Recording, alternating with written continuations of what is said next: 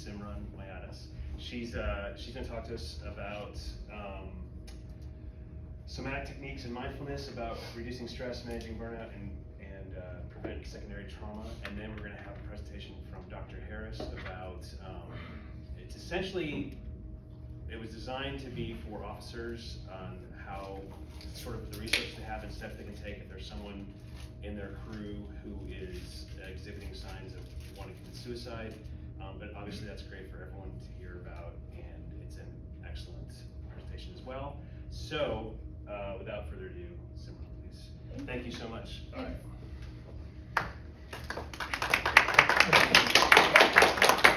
Thank you for that introduction, and feel free to be mean. It's okay. All right. How's it going? My name is Simran, and I'm a licensed professional counselor. I am real excited to be here with y'all to talk a little bit about maybe some ways to reduce stress, some ways to prevent burnout, and also prevent secondary trauma. So I'm sure you're familiar with the term secondary trauma, being the witness to somebody else having a traumatic experience, right? So I just also first wanted to express my gratitude for the work that you do. I have a brother who's a firefighter out in California, and my heart goes out to you guys. Like, I really appreciate the work you do, and thank you for making it possible for me to be here. This is something I've been wanting to do, like the presentation specifically for our fire department, for the last 2 years. So this just feels like a really amazing opportunity, and I'm very, very grateful to be here. So some of what it means to be a licensed professional counselor, I'm sure like you've heard like therapist, terms like social worker, counseling. And to some extent they can all be used interchangeably. But licensed professional counselor, it means that I went to undergraduate school in clinical counseling and graduate school out in California at Palo Alto University in clinical counseling. And after graduation, I got my, I got a supervisor, and then I did 3,000 hours and took a national exam and a state exam. And then I could apply for licensure and do the fingerprinting and then call myself licensed professional counselor. So lots of schooling, lots of experience, and in addition to that, I've worked in the field for over a decade in severe and persistent mental health clinics and in addiction as well. Outside of what I do professionally, I also have trained jiu-jitsu for the last 10 years. Really enjoy it and have competed in it semi-professionally. Also was a gymnastics coach for most of my life. And yeah, I think that's enough about me. I can share a little bit more about what techniques y'all can try, and also share with any of your other team members, because I know you kind of do some mentoring and supporting other people on their mental health.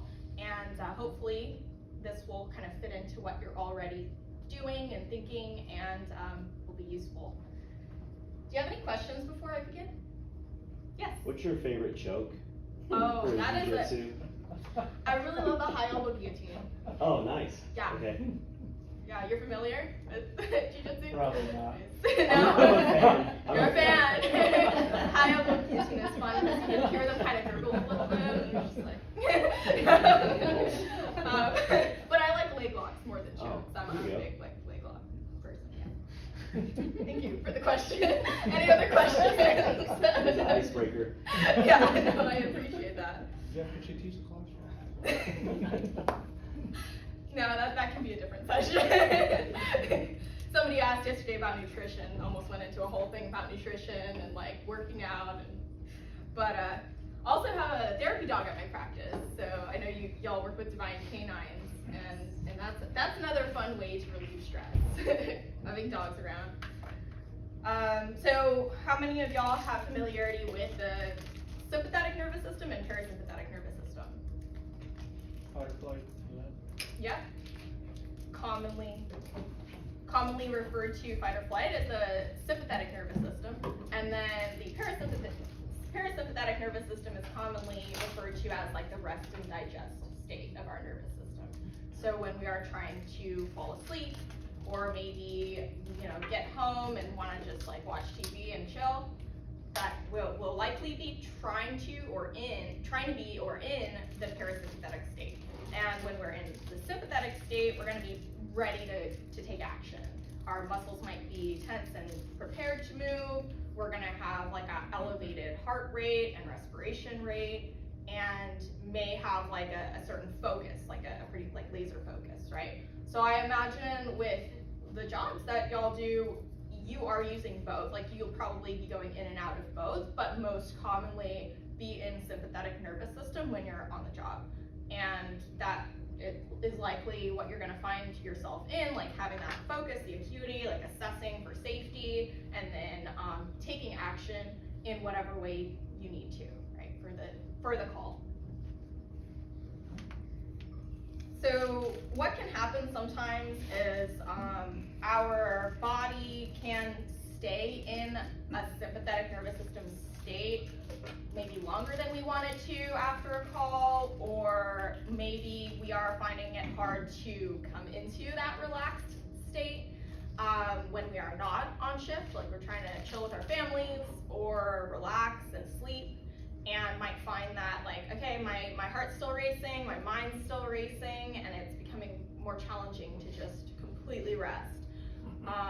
There might also be the case that you have had like predispositions. Maybe you were like an athlete previously, so your body is like ready to take action more of the time. Like we're in sympathetic nervous system, and that might overcompensate at a certain point in your careers or just like in life in general. You know, maybe like for me, also growing up, the environment I was in was really high stress. There's a lot of conflict, there's a lot of fighting, and so my nervous system was activated in the sympathetic state more than it should have been, right? So that affects the brain as well, and we'll talk a little bit about like the neuroscience component, but does that all resonate with y'all? Does it make sense? And so one cool technique to bring our body from a sympathetic state into a parasympathetic state fairly quickly is called the physiological sigh. It is a breathing technique. Has anybody heard of that one? Physiological sigh? No? Yesterday, yes. Yesterday! All right. So the physiological sigh is when you take 2 inhales. So you take a first inhale, and then another quick inhale, and then you breathe everything out with a long exhale. And so I know some of you already tried it. Let's try that one more time, all together. So 1 inhale, another inhale, and then a big exhale.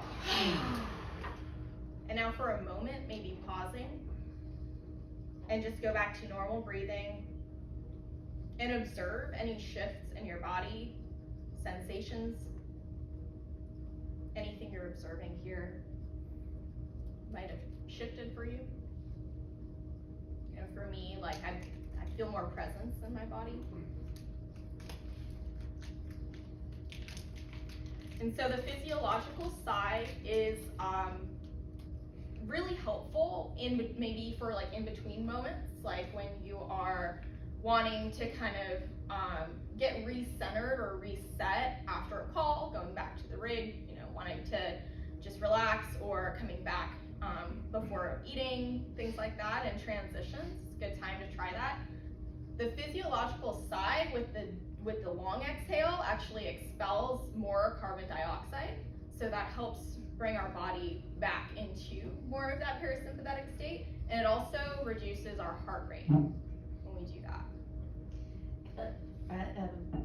Captain Benison, he's not in here right now, but he brought up today that when you're a little kid, you naturally do that when you're like really upset. Your parents are saying stop crying, and you're like Yes. you know, like doing that extra breathing, you know. It's so we know how to do that, we just forget. We forget. Maybe as we become adults, we're like, oh, like I don't need that. Yeah, exactly. We're not conscious of it. So Exactly. thank you for sharing that. Yeah, bringing that awareness to, like, we do this naturally, but sometimes we're just not conscious of what's happening.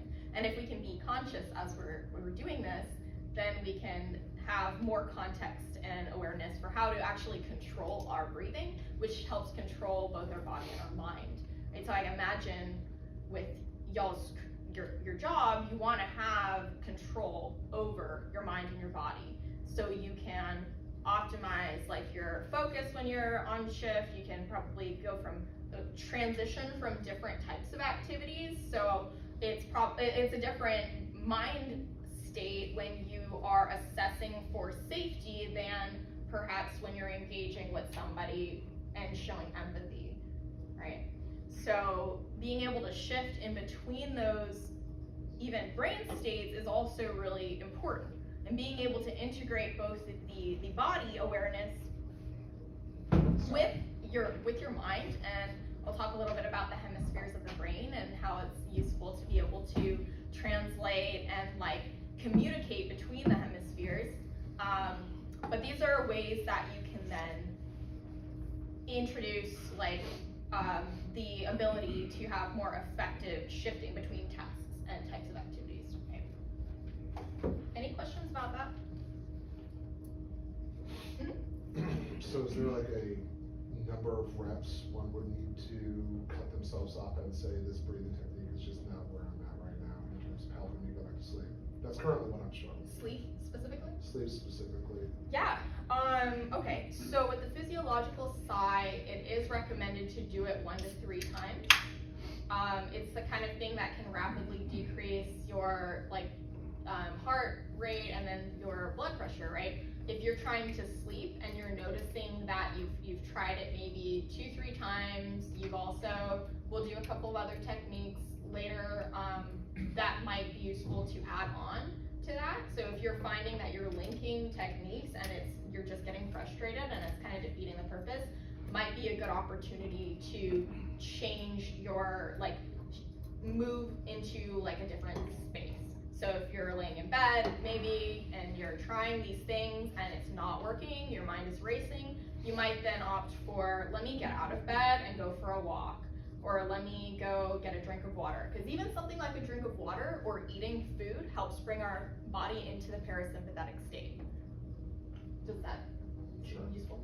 Yes. Awesome. Sure. Just put it back. If it gets bad enough, right? Oh. And so one kind of useful number is that, well, I don't know if it's so much useful as, at first I found it depressing to hear this statistic or this number, but then I realized this means there's hope. And that is, there's a 5-to-1 ratio of negative thoughts to positive thoughts, just how we're pre-programmed due to being, primed for survival. And what that might look like is we are more critical or problem solving, which is inherently a negative frame, than we are looking at it from a positive perspective, or this, this is helpful, I'm happy right now, right? And you may have found this to be true just from your own experience, but this is also true from a neuroscience perspective. And yeah, at first you're probably wow, okay, shit, it doesn't matter what I do, I'm still gonna be in a negative headspace. And when we have jobs where we're using that muscle of problem solving and critical analysis, we're flexing that muscle even more. And then our brains are gonna be going towards that even more readily. As a therapist too, I have to see things as a problem in order to help people fix the problems. So that's true of my profession as well. And what you can do, and what is useful though, is to be able to take that statistic or that number and understand that that means that if you intentionally practice some reps of bringing yourself into that positive frame or visualizing something positive, you will be able to change your brain, and that you will improve neuroplasticity to that, in that direction. So you will then be able to see things from, you want to have the ability to critically examine something, but you may also see the frame of it that's positive. or neutral. Because I think a lot of times, at least with myself and my clients, I'm trying to get us to a neutral space, not necessarily like overcompensate to the positive yet, but at least bring us into a neutral space that we can work with, where it's not constantly like, wow, life is so hopeless, wow, this really sucks, right? And so being able to do some of, and when I later on show y'all a visualization technique, that can help with reps of that. It will really help bring that 5-to-1 ratio into like maybe something that feels a bit more hopeful.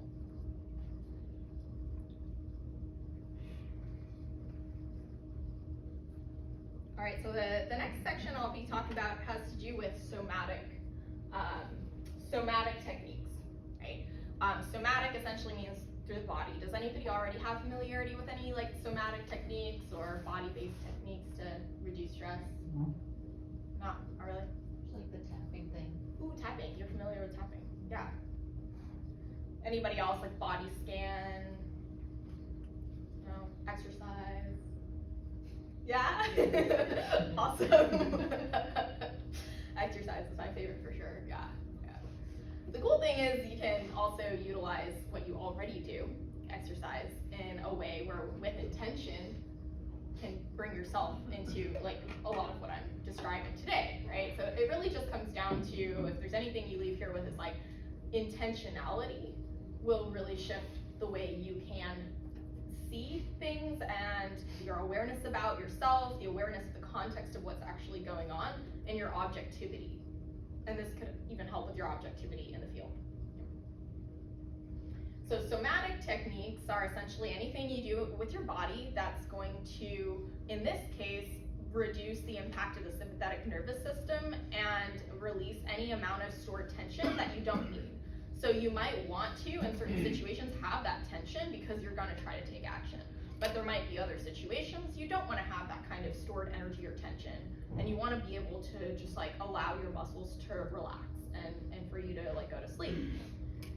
And in those cases, there are some techniques like the progressive muscle relaxation you may have heard of, like body scan, where you're closing your eyes perhaps and breathing and having awareness of what's going on in each part of your body. But one of the techniques that I'd like to share with you today is called Shake It Off. And so essentially what it is just shaking it off, right? But that might look like, yeah, I'm like either just shaking out my arms or shaking out my entire body, my legs, things like that. And so what that does is it helps to bring that energy that I might be storing out, right? And any excess energy that I don't want, if I'm trying to do any of the activities I mentioned to rest, that can help me to get to that space. So some interesting things. Also, Captain Benison did mention a thought that he had after he heard the first session, which was, we do this already as children. Like naturally, we do this as children. And there are also a lot of studies on dogs do this, the shaking it off. Horses do that. Like horses will like shake and then they'll go and they'll roll. Same with dogs, they get into a scuffle with another dog and then they shake. You might see them shake and then they go about their business. This prevents them from storing any of these negative experiences. Hey. Sorry, You're good. I went to the wrong place. You're good. So this allows them to, Okay, thanks. yeah. So they don't store the negative experiences and then later have a trauma response. Where a trauma response is essentially when you will go into, or one will go into that fight or flight mode when it's disproportionately, we're responding to a stimuli disproportionately, right? So if like my spouse is asking me a question, all of a sudden I hear that as like a life or death situation, but like it's not. That is disproportionate and something that might be a result of secondary trauma or primary trauma, depending on the situation. And those are instances that, I mean, you can definitely work through on your own, but recommendation is to see a licensed professional to work through some of those things, because the relationship itself is the most important part of therapy, of being able to heal. We do heal within relationships. We mirror each other, so that's how we learn best. Like our brains become even more plastic through the relationship with others and mirroring each other, right? And so going back to shake it off, so dogs do this, birds do this, kids do this, and we do this unconsciously. Often we'll like maybe even yawn during situations to diffuse tension. Kind of shake or like move around a little bit, like shifting around to kind of diffuse any tension we might have in our bodies during a tense situation. And all of this is natural and it's very useful for us as humans. And again, with the theme of bringing unconscious to conscious and having intentionality so that we can then control our mind, control our body, and use these things to optimize our performance, we can do it intentionally and consciously. So that might look like after a call, again, you know, coming back to the station, maybe just giving it a moment to kind of shake out a little bit, right? And I'm a big fan of anything that involves moving the spine. So a little bit of movement of the spine and a little bit of shaking the extremities. Let's all try it. I did this with the last group, so let's all try it. Oh yes, standing up, yes. All right, even better. Right, let's shake it off. I'm doing it. Seems silly, huh? You can even do this with your team, right? After a difficult call, like a critical incident or something. Dr. Harris, let's go. Yeah. All right. Now, taking inventory. Pausing for maybe a breath or two and notice how your feet feel on the floor.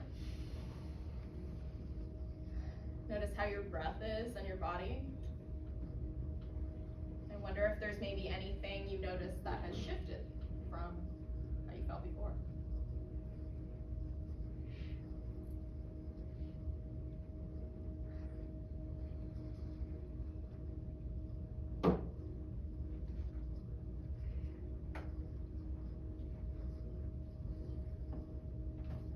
Feel free to stay here as long as you would like, or feel free to sit down if you want. Anyone want to share how that shot was for them, or how ridiculous it felt?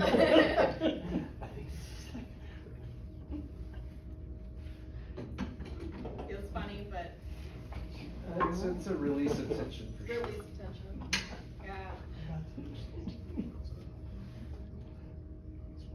What are some things y'all like to do to release tension, like on shift? Like any particular things that bring joy? Act like assholes. Yeah? Pick on each other. Yeah. Complain fights. Kind of fun. Laughing, great medicine for sure. Yeah. Workout. Workout. I think it depends, right? I think in a group, we tend to station life, you know, joke about it or whatever. Yeah. I think personally, when it's just me sort of really kind of having a moment, like thinking about something I'm grateful for, that generally like is like an instant sort of like redirection, right? Instead of focusing on whatever I'm struggling with or having a hard time with, thinking about the things that I'm grateful for, Yeah. like immediately, kind of like we just did, you know, except on an emotional Totally. level. So. Thank you for sharing that. Yeah. That ties in with, I don't know if you're here with the 5-to-1 ratio, It's right? not everything. Yeah. I was on it during traffic. I'm No, sure. that's a perfect example of something that you can use to help shift your focus from that critical or problem solving mind state into that, like gratitude is amazing, visualization, which we'll do visualization as the last technique here in a little bit. But yeah, I think a lot of that like rapport of like just, you know, getting a rise out of each other and just like interacting with each other, that's like a great way to diffuse tension. And thinking about things that do bring us joy, right? Especially after something like a critical incident where maybe like that just like that you see the worst of the worst, right? I know my brother was sharing with me about a really bad incident he was on where a woman jumped out of a car on the highway, right? And just got hit so many times, like completely gone, right? And I'm like, well, yeah, what do you do after that? And he's like, yeah, we just go back to the station, like, yeah, I could have done without that call, and then move on, right? So there's no real real even acknowledgement of like what happened and how horrific it was. And I know that's a common occurrence, but y'all are peer support, right? And a gentleman who was in here yesterday mentioned that he does a practice of just acknowledging, like saying like, hey, like, that was a fucked up call, wasn't it? And even that is very helpful in people's ability to just like, yeah, it's normal to have a reaction to it. It's normal for us to feel like that was really crazy to witness, right? And even being able to acknowledge that, validate that, it goes a long way in being able to like process the experience to whatever extent the person wants to process. I think that goes against like everything we've learned to treat this job, you know? Yeah. Like in the past, and maybe not today going forward, but in the past, it's like, yeah, compartmentalized, that's work, this is not personal, and Yep. so, yeah. No, that's very It valid. just it seems weird to go, how do you feel about that? Yeah. After a major event. Or even just you know? saying like that was Mhm. fucked up, yeah. Mhm. Even an acknowledgement goes against what you've Yeah. been trained in, yeah. And the compartmentalization is important to an extent. Mhm. Like, it is very important. I mean, you don't want to be having like your own episode out there, like when you're trying to help other people. Yep. Like, I understand that, yeah, for sure. And I think that a part of what my goal is too is to help y'all understand there are like levels. There's like gray area in between, right? There's not just like the either I'm super stoic and dissociated, which dissociation is like when you're just like you separated completely your mind and your body, and you're not like not going to acknowledge anything, and then or being like emotionally driven, controlled by your emotions on something. There's a lot in between, right? And something that I like to talk about with clients is called a window of tolerance, and that's essentially where you're like what you stay in, where it's not putting you into like your own like dysregulated state. So that your window of tolerance is like, maybe I'm gonna like bring up with a client like, okay, think of like a moderately triggering or activating situation. And for some people that might be like just an argument with your spouse. Like that might be enough to bring up a nervous system response that's like, all right, like I can handle this, but it's not fun at all.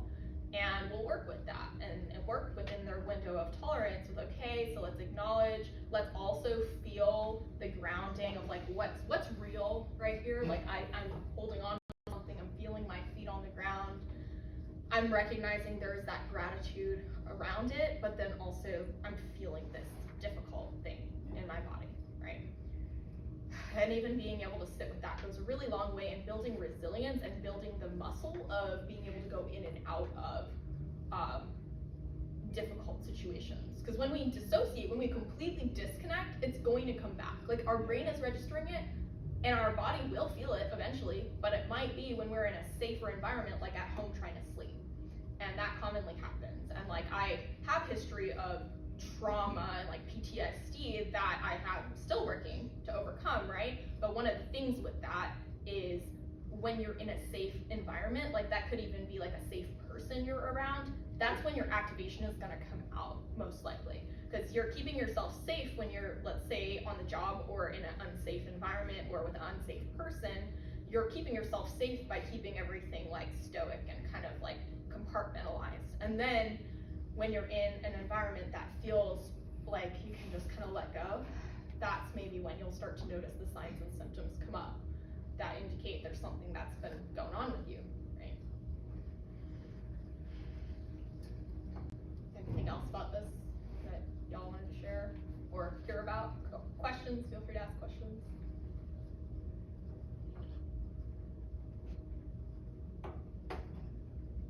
Well, I'll have a general comment on Yeah. the sleep idea. A lot of friends of mine in the department have started utilizing gummies off duty Yes. to help supplement, I don't want to say sleep disorders, but having worked in the department now going on 12 years, like, and backgrounds and busier stations having played into the course of your career, as you get out of them and you still suffer from that, like inability to sleep, they use that on their time off. And it's not something to use on their time at work. Right.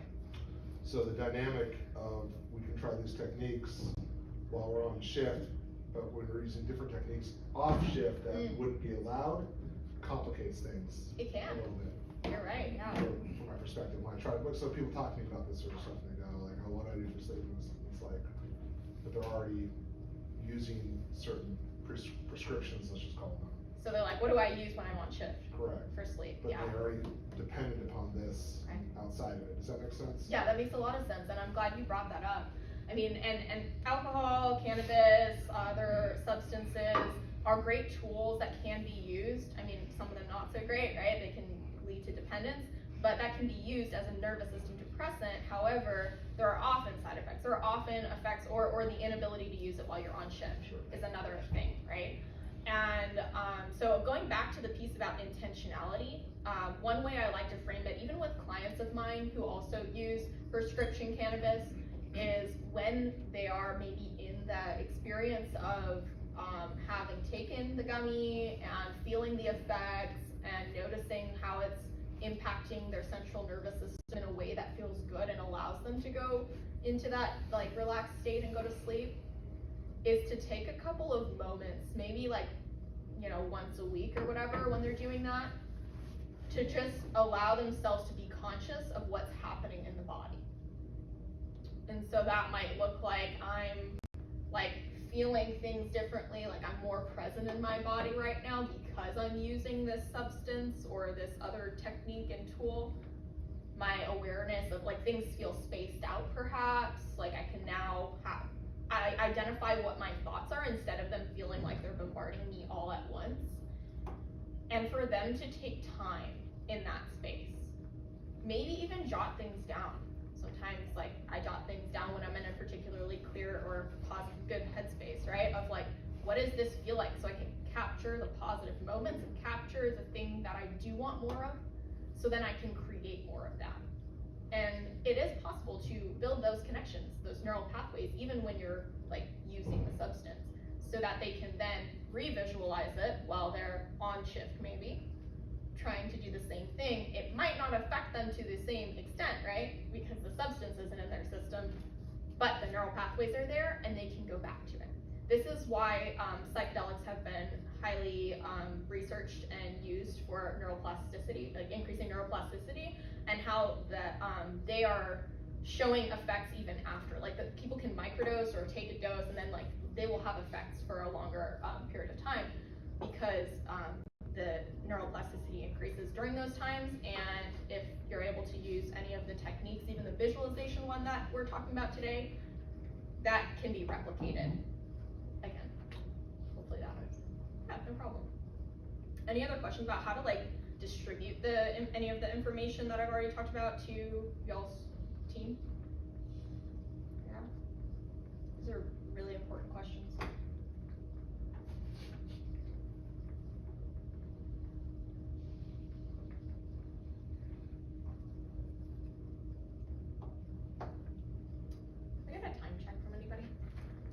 1:45. Oh, awesome, thank you. So, the only thing that's left is really to do the visual rehearsal exercise. And so, have any of y'all used visualization to improve performance or clarity? Yeah, and what has that looked like? Yeah, no? So, for me, like, I've used that with jiu-jitsu competitions, I've used that for other performances, I've used that for a presentation, right, where you can sit in a place that you already feel safe in, and close your eyes, and then visualize, maybe the outcome you're wanting, the presence you're wanting to have when you're in that space. If it's for a presentation, perhaps I'm visualizing what it would feel like to be standing here, to hold my body in space, how my mind, like I want my mind to be, and how I want my mind, like brain to speech to be, right? Thoughts to speech. So what we're gonna do is a bit of like the window of tolerance thing that I mentioned a little earlier, where we're gonna start with the space that like the gratitude, the positive, and like capturing a positive state of mind and body, and then transitioning just a bit into like a negative or difficult activation, and then back to the positive.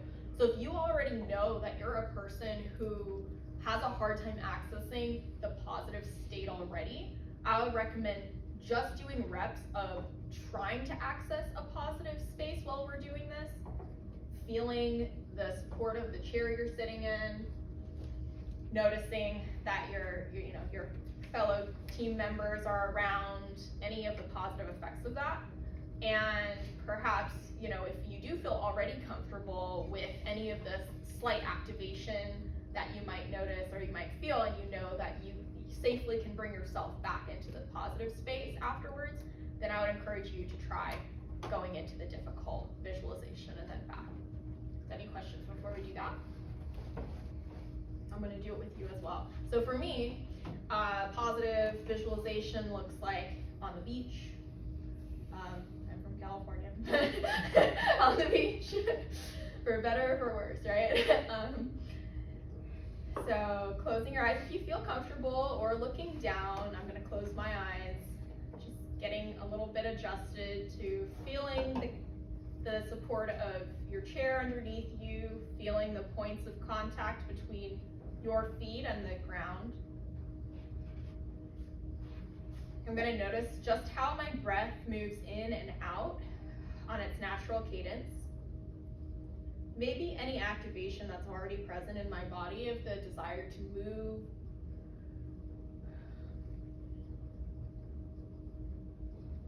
And then coming back to my breath, I want to visualize the beach. Visualize the waves, the colors, how it feels to breathe at the beach, how the sun feels on my face.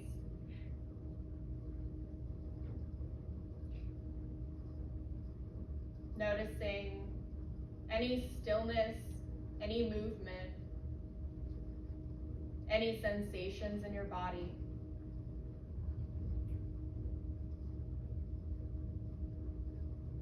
And when you feel really connected to this positive image for you, I want you to view in a distance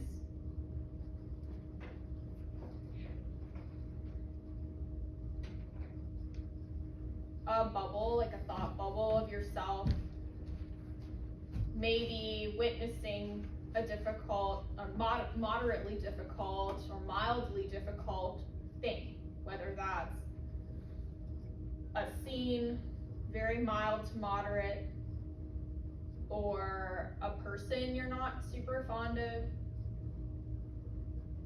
And as you're aware of this image, notice any amount of activation you feel. If there's too much, imagine that bubble is more distant from you, and if there's no activation yet, maybe notice it coming a bit closer. And as you acknowledge that bubble of something mildly to moderately difficult, feeling any of the tension, any of holding your breath, muscle tension, all of this is normal. And so for a moment sitting with that, maybe even tensing up your muscles intentionally. And on the next inhale, let's all breathe out and release our muscles, maybe even looking down if your eyes were closed. Then I encourage you, with a gentle movement, coming back to the visual of the beach or whatever your happy space was. And again, we're noticing presence of our body here, the colors, the shapes, the sounds, the smells, the sun on my face. Taking 3 to 4 intentional breaths here. Recognizing that you were able to control your internal state through this visualization exercise. You have now done 1 rep of being able to go into a slight activation and then come back to the grounded or positive space. In this way, you're training your brain and increasing your confidence in your ability to do this in the future.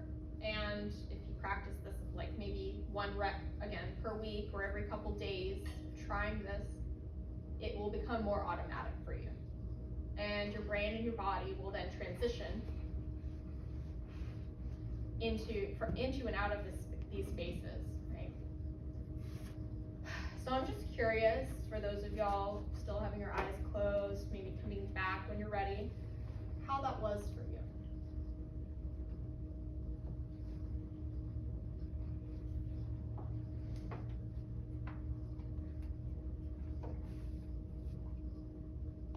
I found it a little challenging to push the bubble away with the To come stressor. back,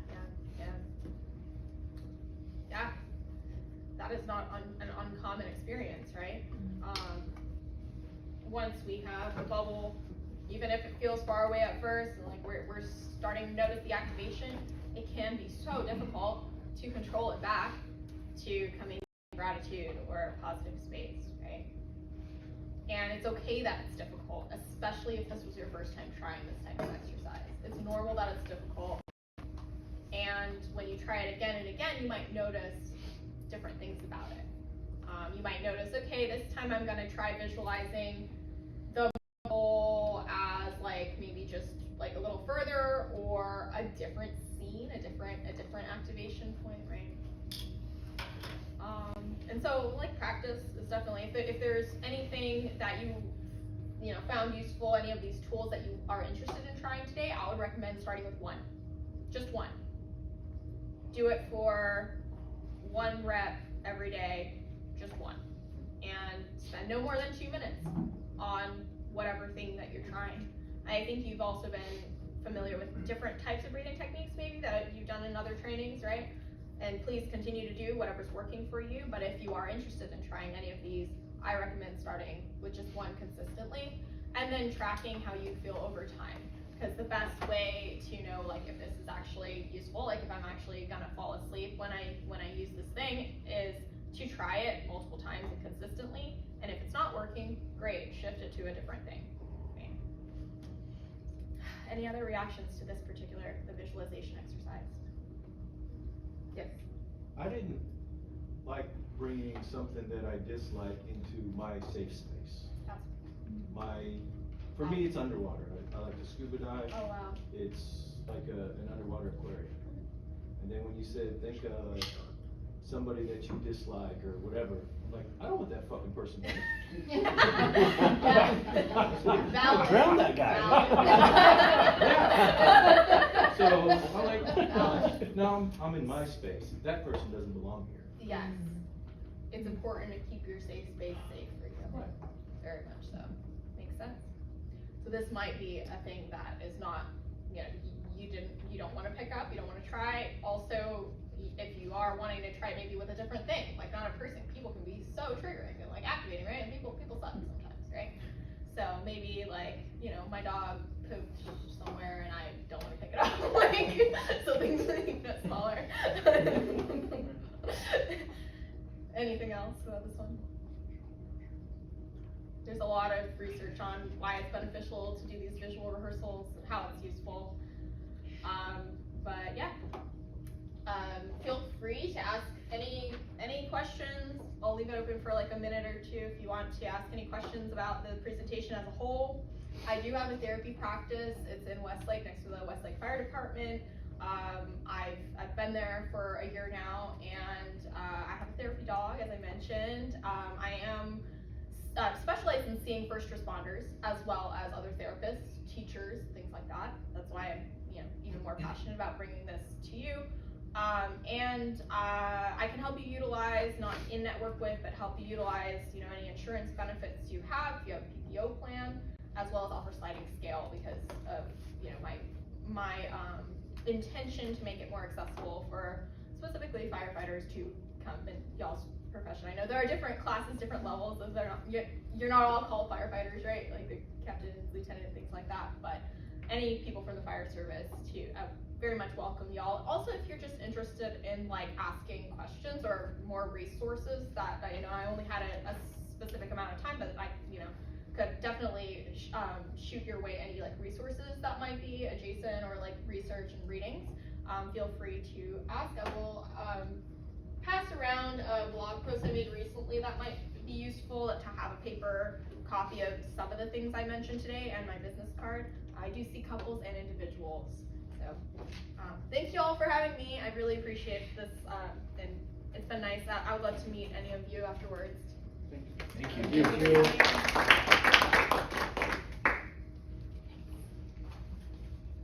So that page. I'll take two. You can pass it. Hey, thank you. Oh, yeah, thank you. Awesome, oh, thanks. You guys, if you did get that page, it is